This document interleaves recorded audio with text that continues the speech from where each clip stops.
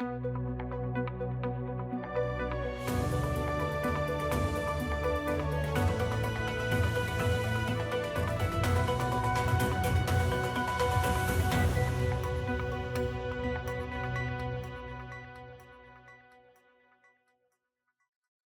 and welcome to the Saturday, August 22nd, 2026 edition of Tweet for News. I am Britannia Whittle, bringing you the latest out of the British Virgin Islands. Thank you so much for joining us.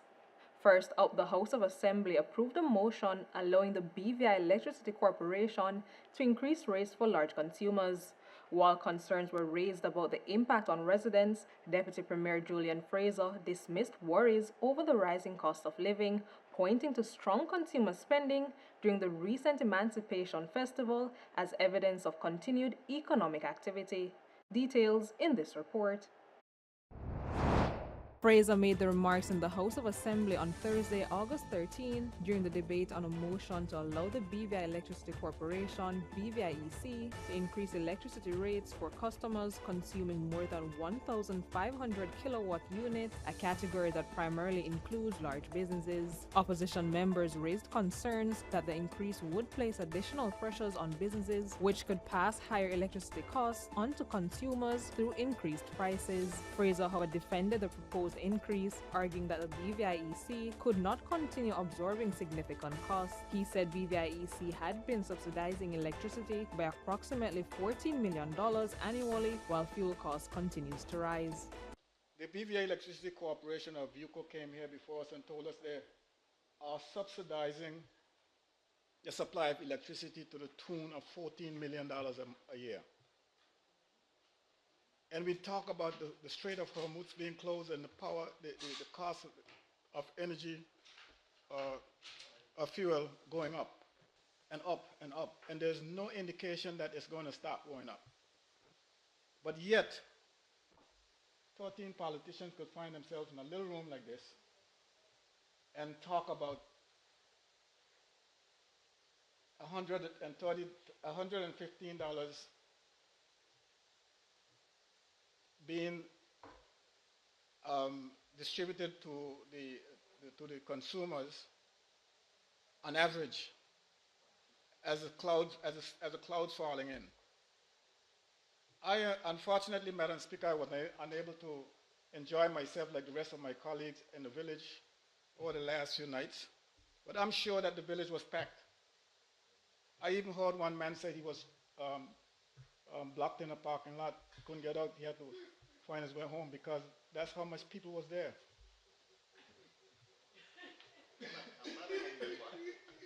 So, Madam Speaker, these people are speaking through both sides of the mouth.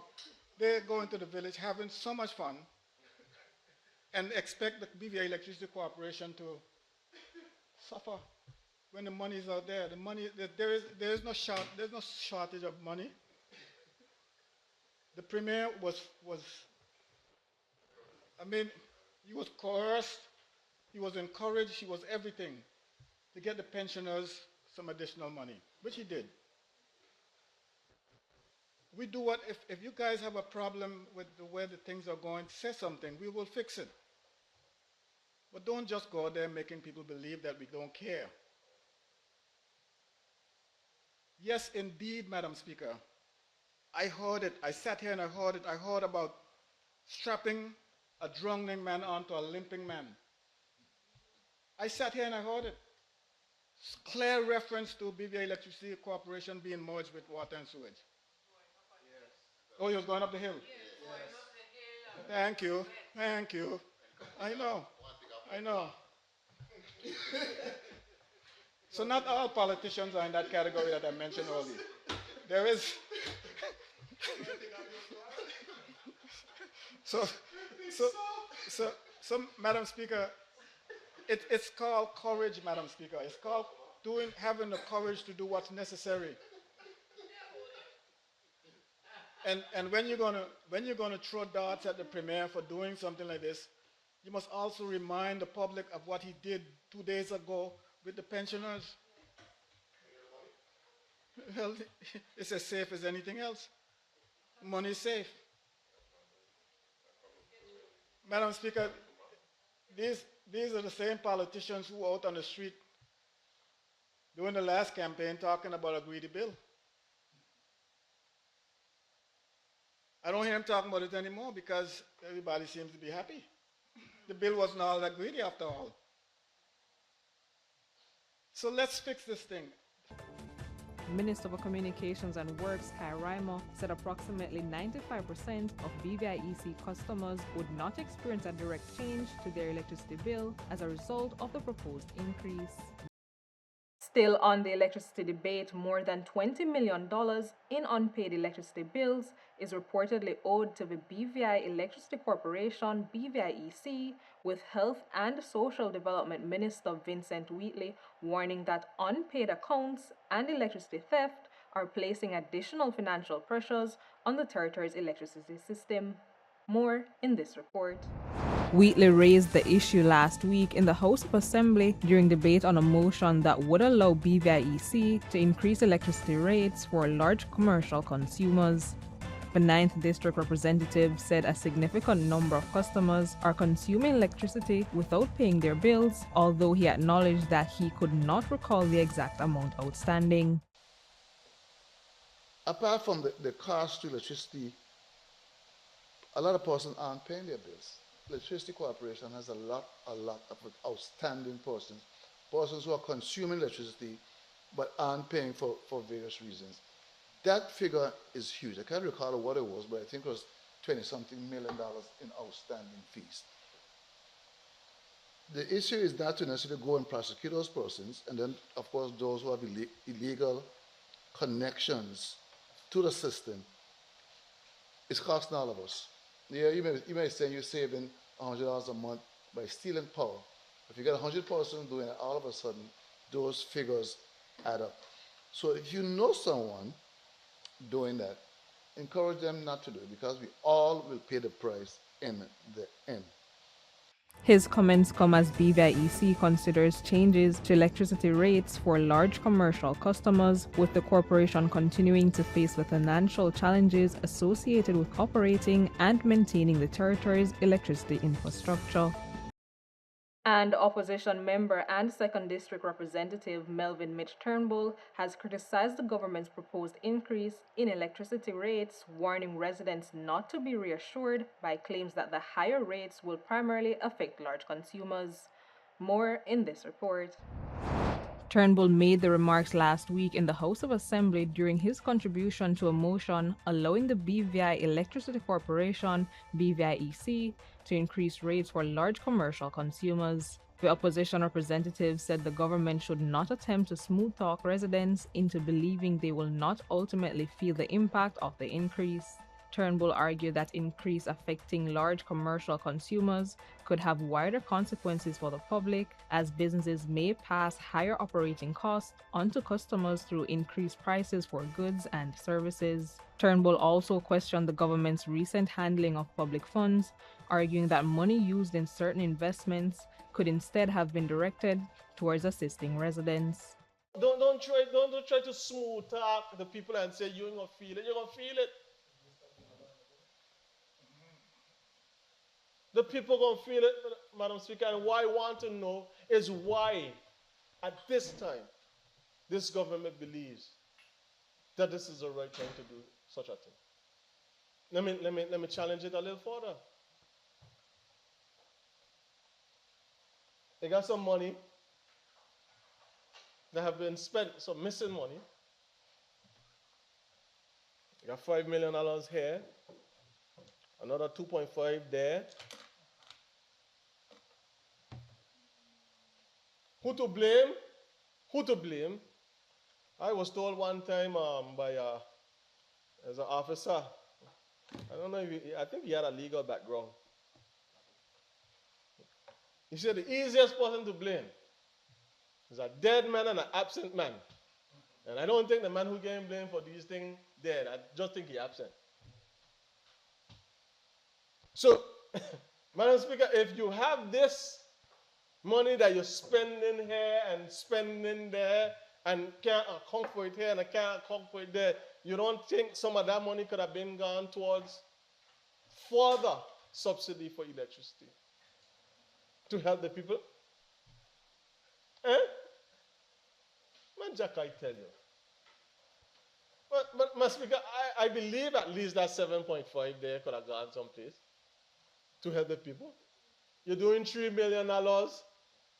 You're doing $3 million for how many years? Add on a little bit more. Go from 3 to 5. Subsidize electricity to help the people. Because, Madam Speaker, here's the reality. Small businesses in this territory are really suffering and struggling to keep their doors open. So you're talking about barbershops and salons and everything. They are going to feel that cost. So if I am already struggling to keep my customers in the door and I have to increase my costs.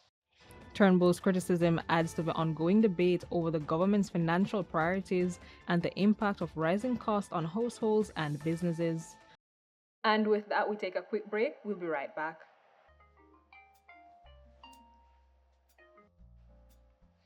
Hey girl, you hear about that deal with that bundles?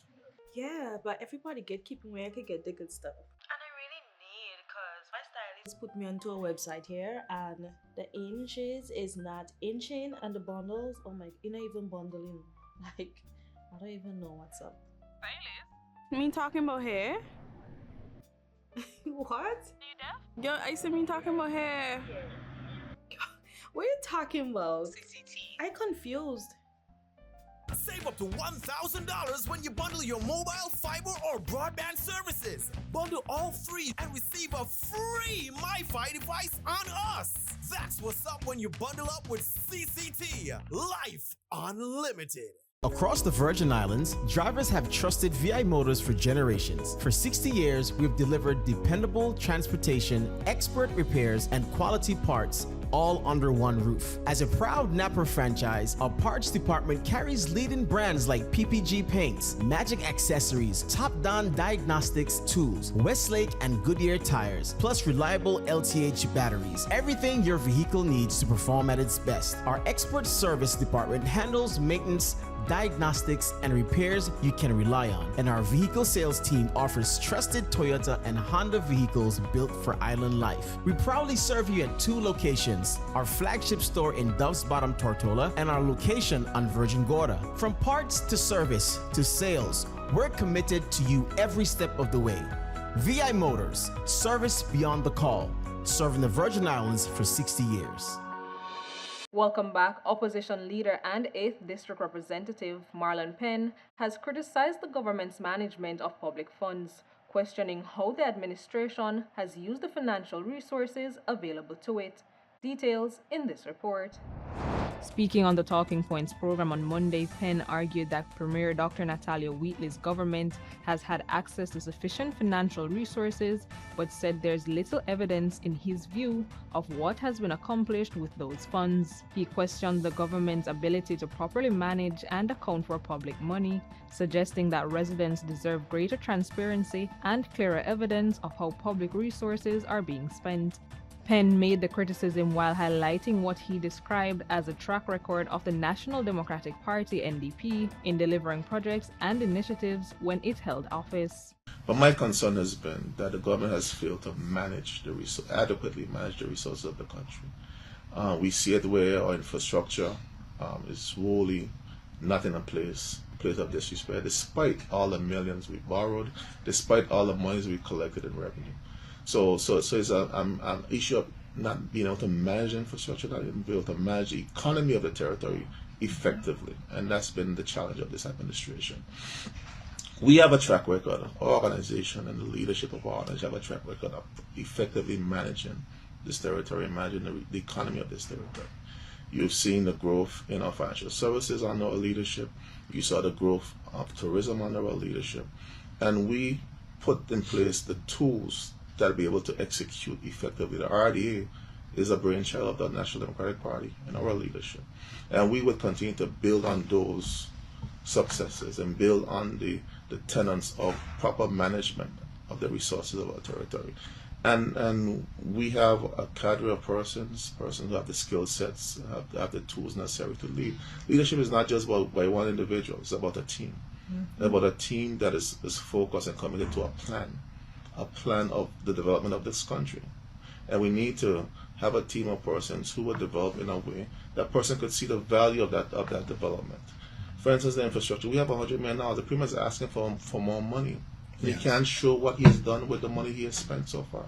So, based on the questions that you have put forward to the government, you have not been satisfied as it relates to accountability for our funds. Yeah, we haven't gotten answers. The challenge that we haven't gotten any answers to the question, based on our knowledge in terms of what we see on the ground, and our own intelligence in terms of how things are going. There's no accountability, and then you see the projects, the cost overrun, continuously cost overrun. His comments come as the opposition continues to challenge the government's performance and its stewardship of the territory's finances. Penn said the public should be able to see clear results from government spending and hold leaders accountable for how public funds are managed. Turning to other news now, BVI Chamber of Commerce Chairman Sinclair Fleming is calling for an end to what he describes as a demonization of local businesses, warning that statements by government officials should not create division between employers and employees. More in this report. BVI Chamber of Commerce Chairman St. Clair Fleming is cautioning government officials against making statements about workers' rights that he believes could create tension between employers and employees in the territory. Fleming made the comments in a Facebook post responding to a headline published by a local online news outlet about remarks from Acting Labor Commissioner Mervyn Hastings at a recent workshop in Sicouts Bay. Hastings addressed the rights of both employees and employers under the territory's labor laws. Fleming said local businesses are the backbone of the Virgin Islands economy, and the Chamber wants to ensure they are protected, including by making sure employers understand their rights. He said businesses should be able to dismiss employees who do not fit their company culture, provided they do so within the law. When you're dealing with the Labor Department, you need to understand that from age-old days, the Labor Department has been considered the employee complaint department. This has to stop. The business community is the backbone of the Virgin Islands, and we cannot have government officials coming out and telling employees to act like Inspector Gadget or Sherlock Holmes on person's job site, recording IP and getting stuff together. No, employees should have a right to have all of the information. Nothing that was quoted is incorrect. As a matter of fact, some of it has been misquoted. And just to be clear, Mr. Hastings did the right thing. He's the Labor Commissioner. They asked him a question at the interview, and he stated what the employees' rights are. But sometimes we get these over highlighted headlines, and then it causes a lot of issues. And some of the context inside is directly against businesses with no counterpoint. And this is the counterpoint. At the Chamber of Commerce, we advise you to always give persons the payroll slips, always take out the taxes. Number one, pay them into the relative tax authorities, and then make sure your employees have what they need on the job to be successful on the job. But you need to protect yourself as well. As we all know, some of these employees come to work, they come in for 8 hours, you barely getting 4 hours of work out of themselves. Them coming to work late is disrespect to you. They on TikTok live at work, that's disrespect to you. We need to make sure you know your rights as well. We want you to make sure that you give them letters each time. Let them understand what their probationary period is. Make sure that these persons that are coming onto your job site is part of your company culture. Fleming also called for an end to what he describes as a demonization of businesses in the BVI, arguing that discussions surrounding labor rights should not portray employers negatively or contribute to an adversarial relationship between businesses and their employees. There's something called a turnover rate in business. This is why sometimes you come into businesses and you see a different face every time. A lot of businesses are concerned about the turnover rate. We are not. If these people come to work on your site and they don't reflect your company culture, fire them. Get rid of them. Obviously, speak to them, train them, carry them along, right? Everyone is not the same. They may need some excess training. But you can't train a good attitude sometimes. You have to think about your company, your kids, your family. Half of the business owners that people speaking about don't even make money on the business. We have to stop this demonization of businesses. It don't look good in the public sphere. The BVI cannot live without businesses. Who gonna hire all these people? We want to make sure everyone is treated fairly. No business person should take advantage of any of their staff. No business person should take advantage of any of their staff. And I don't think they do. The innocent cannot continue to suffer for the guilty. Of course, there are bad actors. Of course, there's businesses that don't pay Social Security. Of course, there's people that hire people for contract work and don't pay them. We understand that. But over and by large, most companies in the BVI, small, medium, and large, trying to do the right thing.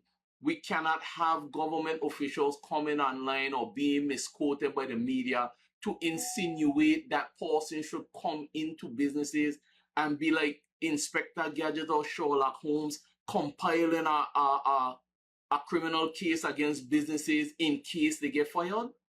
And then we have this thing in the public sphere where, the businesses were looking for a reason to fire me. Sometimes we don't have to look far. We don't have to look far. You come in to work late.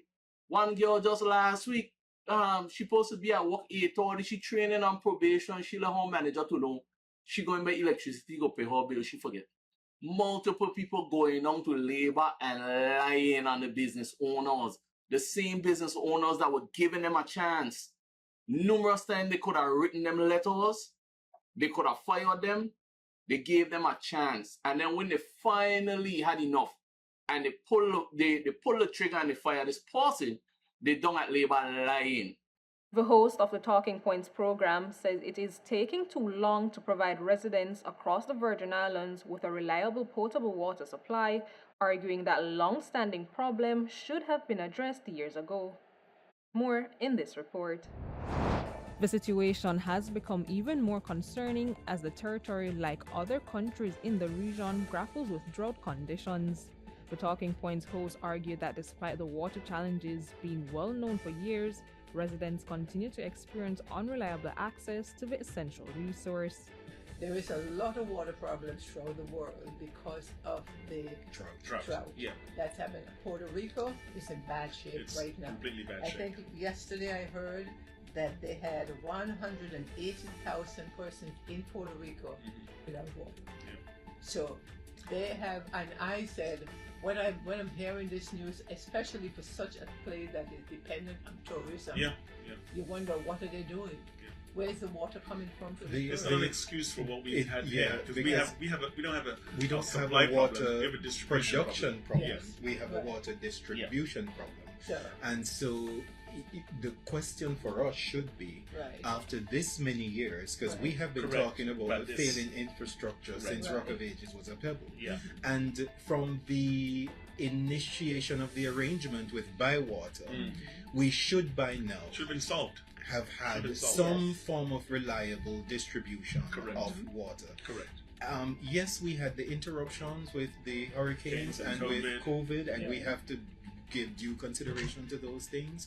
And also we also have to look at the fact that the COI did interrupt focus, but I still don't believe that those interruptions are enough to justify what we are experiencing today. The discussion also turned to the use of cisterns as an alternative water source for households. While cisterns have traditionally played an important role in water storage in the territory, the host suggests that the high cost of living could make it difficult for some residents to invest in or maintain adequate cistern systems. I don't think people have stopped building cisterns, but it goes back to Damien's point about the cost of living. Like, it's become so expensive to live here and to operate. People are basically struggling to hold on. So if you think about it, it's probably about $250 a square foot to build a house. So if you're a single mother, or even if you're a two-family household, they built the Joe's Hill housing development, Right. and that was supposed to be for first-time homeowners. Are they rented out? They're rented out now to the medical students, but they were oversubscribed initially, but persons couldn't afford them. The ones that could afford the deposit couldn't qualify for a loan because the cost to build them was so expensive. So when we talk about cisterns and all the rest of it, it comes to affordability. Okay. What can you afford to build? Right. And at the moment, we have no way of knowing. So if you've got persons out there that are on, I mean, there's just been raises in government, but still the cost of living is still so onerous. It was the government who built those structures. It was the government, the Social Security scheme lent them the money, and the government decided to put this in place. Yeah. But it was a total failure. Well, because, not realistic. No, it was total failure because the cost was just too high. Mm-hmm. So you have persons out there renting, and they're barely making ends meet. And this is the responsibility of government, I'm afraid. They might want to duck and say, well, successive administrations have had this problem and haven't solved it. That's not an excuse. You've got to answer for what you do now. And we're up on another short break. Please stay with us.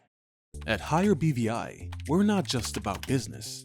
We're about empowering lives, and that is because we aspire to inspire. By choosing us, you're supporting a company that believes in equal opportunities, diversity, and community growth. Our mission goes beyond profit. It's about providing HR solutions, fostering talent, and leaving a positive impact. Join us in building a better future, a better BVI. Choose Higher BVI, where your support isn't just a transaction, it's a transformation. Together, we're changing lives in these beautiful Virgin Islands. This ain't no game, we ain't come to play. Check the resume, homegrown all the way. Invest in our people, we don't betray. So please don't be fooled by what others say. Cause this ain't no game, and we ain't come to play. In the battle of the best, this is the judgment day. And if you want speed, with no delay, CCT is with the homegrown company. Come! CCT fast, like CCT fast, like CCT just generosity, love the community, bad like CCT fast with the 5G. Come on, BVI is we. CCT fast, like CCT fast, like CCT just generosity, love the community, bad like CCT fast with the 5G. Cause BVI is we. Welcome back. Now, more than 20 marine accidents have been recorded in the British Virgin Islands since the start of 2026, with collisions accounting for most of the incidents. Details in this report. The disclosure was made by Chief Marine Accident Investigator Jerome Padmore during a recent marine industry forum. Padmore said the number of incidents highlights the need for greater attention to safety across the territory's marine industry. According to the Chief Marine Accident Investigator, most of the reported accidents involved collisions. He also identified fire safety as an area requiring greater focus within the industry, stressing the importance of strengthening safety practices to help prevent accidents and protect passengers, crew, and vessels. Now, for the year of 2026, we've had over 20 plus accidents recorded. Most of them have been collisions. We've had a few groundings and some fires. All right, I won't get too much into statistics, but again, these are how we identify trends and work on improving certain aspects of the industry. For me personally, one of the areas that I feel we need to look at is our fire safety within these marinas. One vessel being engulfed in flames here could result in losing millions of dollars worth of assets. And lastly, just want to say safety is a shared responsibility. No one individual, no one agency or organization can make the change we need. It needs to be a collective effort. By raising the standards, we protect our customers, our businesses, and our lovely marine environment. That's it for today's news roundup. Be sure to follow us for daily news updates at 284media.com and like us on Facebook and X at 284media and 284media BVI on Instagram. I'm Britannia Witter. Pleasant viewing.